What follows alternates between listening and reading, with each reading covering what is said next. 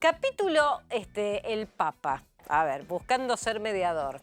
O sea, ¿Cómo viene esta historia? vamos a la parte religiosa de este conflicto, el de Ucrania y Rusia, nos referimos.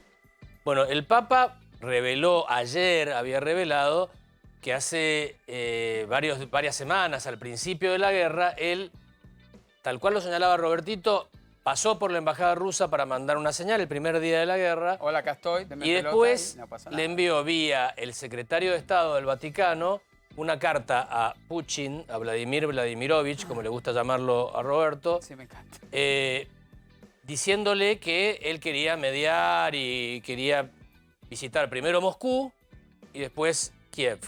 Zelensky lo invitó a Kiev y le dijo, no, primero tengo que ir a Moscú, usted en eso. Ahora reveló muchas más cosas. Reveló el Papa que en una comunicación por Zoom, de casi 40 minutos con, uno podría decir, su colega, el patriarca de Moscú, es el líder... Su homónimo, ¿no? Sí, pero es el líder de la Iglesia Ortodoxa rusa, no de todas las iglesias ortodoxas, sino de la Iglesia Ortodoxa. No hay un equivalente a un papa. No mundial. En las iglesias ortodoxas. Solo rusa. Bien. Sí, el patriarca de Constantinopla, la ex Constantinopla, actual Estambul, sería como el primus inter pares de todos los patriarcas. Se dividieron los ortodoxos de los católicos de Roma precisamente por el rol del Papa, entre otras cosas. Habían unas discusiones teológicas, pero en aquel momento, hace 1000 años, era por si el Papa era el sumo pontífice de todos o era uno de los patriarcas, ¿no? Entonces, esa es una discusión muy grande. Es un tema muy sensible, un diálogo entre el Papa católico de Roma y el patriarca más importante en cuanto a cantidad de seguidores de las iglesias ortodoxas, que es el patriarca de Moscú, patriarca Kirill o Cirilo, Kirill o Cirilo. Reveló el Papa que el patriarca se pasó los primeros 20 minutos de los 40 minutos que duró la conversación dando justificativos de la guerra. Es decir, casi como una especie de vocero de Putin, por un lado. Qué difícil la conversación así. Muy difícil. Y en los otros, y él le dijo, somos sacerdotes, no tenemos que, el Papa, involucrarnos en estas cosas, no podemos ser vocero del Estado. ¿Te pareces o termina siendo una especie de monaguillo de Putin? Le dijo eso el Papa Francisco al patriarca. A Cirilo. Durísimo. Y esto echa por tierra un plan que tenía el Papa Francisco desde el inicio de su papado. Viste que muchos creen que Francisco se equivoca, muchos dicen que se equivoca mucho con la Argentina, porque ayuda a cierta parcialidad y no a la otra, es kirchnerista, peronista, no sé.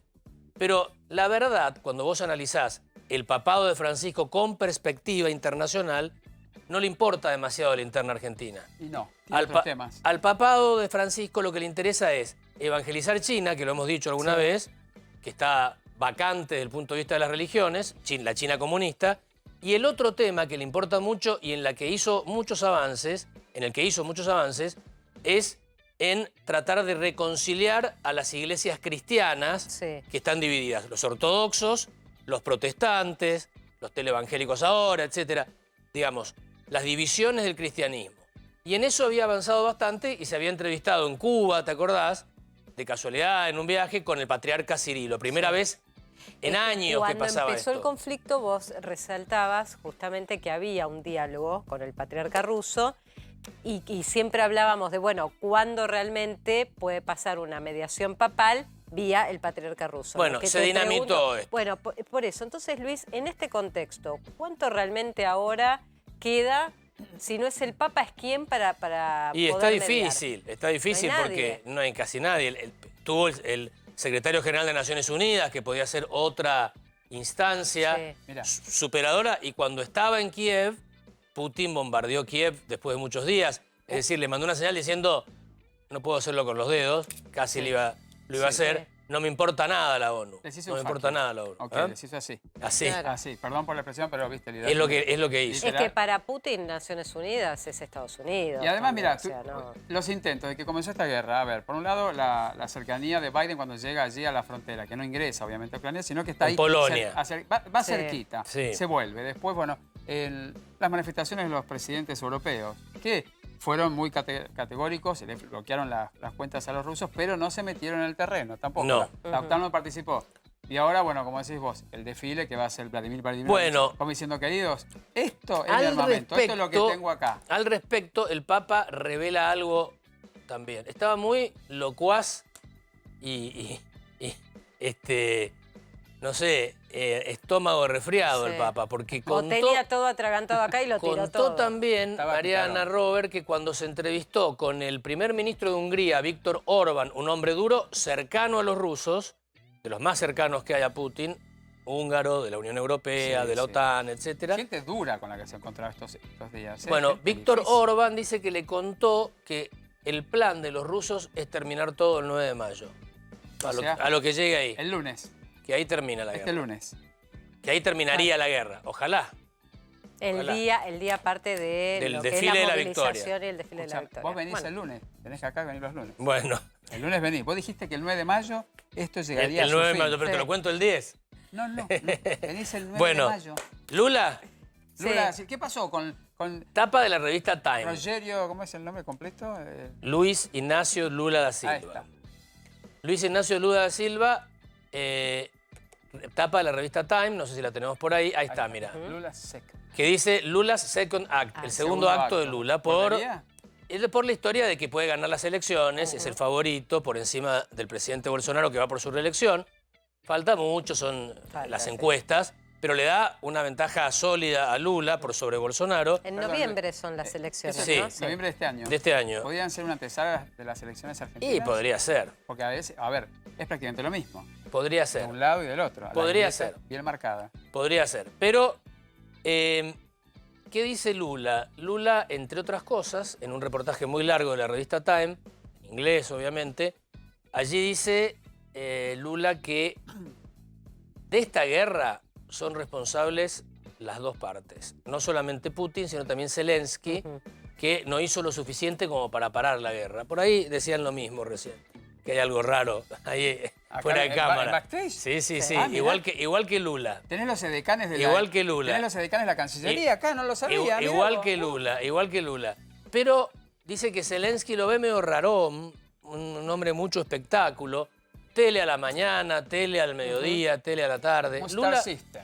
Es que, Luis, Zelensky es un estilo de conducción. Cuando el primer día planteaste el perfil de Zelensky y hablábamos de un actor, de un humorista y mostrábamos una serie Un hombre de los que lo medios, hizo claro. hiperconocido, estamos hablando de otro estilo de gobierno que está Totalmente lejos de lo que distinta. representa Lula da Silva. que es territorio, ir a Sí, visitar que a es la- militancia, que viene de la Claro. clase obrera. Pero Caminar el país. Totalmente. Más allá de cuál sea el posicionamiento de Lula con respecto a Putin, que eso también se le puede machacar Ahora, si hay algún tipo de amistad o relación bueno, o pero, cercanía. Marian, en su antípoda política, en Brasil, Sí. Bolsonaro también tuvo posiciones cercanas a Putin y no ha condenado lo suficiente como Cierto. todos los Sí, se Uno esperaba. supondría que Bolsonaro, Exacto. que es más de derecha, no sé qué.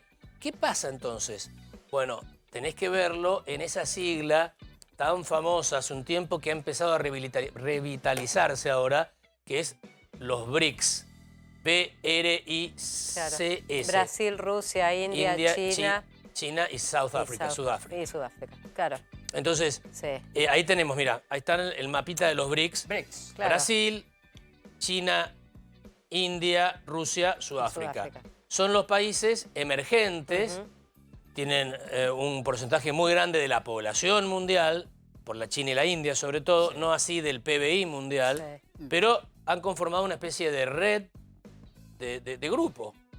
Y hay ciertas solidaridades entre ellos. Esto es muy importante a tener en cuenta. Otro Por- bloque, ¿no? Sí, otro bloque, porque Brasil, querramos o no querramos, nos gusten o no nos gusten, le tengamos bronca por el fútbol o no, Es muy importante Brasil. para la Argentina es muy importante supuesto que por el sí. Mercosur y además por Por la calidad, primero Luis, por la cantidad demográfica, Por por todos todo. los negocios bilaterales que hay. en sobre nuestro todo vecino. Por el territorio, que es importante. Bueno, entonces, tenemos que tener en cuenta que Brasil persigue intereses extrarregionales acá, no está en nombre de América Latina, no, porque por ahí a veces creemos todo el bloque, actuemos, toda América Sí. Latina, y Brasil está pensando en otra cosa. Sí, sí. Pues Brasil está pensando en su sociedad con estos países importantes, que lo sacan un poco de la región de América Latina y que en este caso particular de la guerra lo pone en una posición bastante neutral.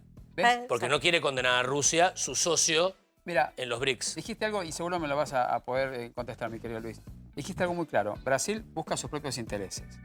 ¿Cuándo fue algo diferente? ¿Cuándo Chile buscó el interés por el Mercosur que nunca estuvo? ¿Cuándo fue? Bueno, quizás Argentina un poco más, pero de todos los países que conforman el Mercosur, creo que ninguno en realidad tomó conciencia de hacer un mercado común. Siempre tuvieron allí sus quintitas. Por Y un lado, Brasil Chile. nunca, algún día vamos a hablar de Brasil, no hay que olvidarse de Brasil. Brasil fue un imperio y que gracias a que el rey de Portugal se mudó al Brasil, en vez de caer prisionero Sí. de Napoleón como el rey de España, Claro. todas las colonias portuguesas de América conformaron un solo país. Brasil. Es como si hubiera un solo país desde México hasta la Tierra del Fuego. Todas las Claro. colonias españolas. Si el rey de España se hubiera mudado a América en vez de caer prisionero de Portugal, capaz que no hubiera vivido independencia de todos los países de habla hispana de la América Estaríamos Latina. hablando en portugués. Sí. Bueno.